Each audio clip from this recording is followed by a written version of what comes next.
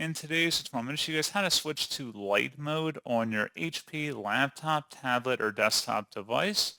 So this should hopefully be a pretty straightforward process here, guys. And without further ado, let's go ahead and jump straight into it. So all I have to do is open up the search menu, and you want to type in settings. Best result, you come back with settings. Go ahead and open that up. Select personalization on the left panel, and then on the right side, go down underneath where it says colors. Select that. And where it says choose your mode, click the drop down and select light, and that's all you have to do.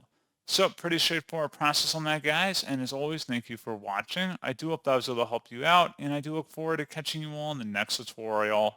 Goodbye.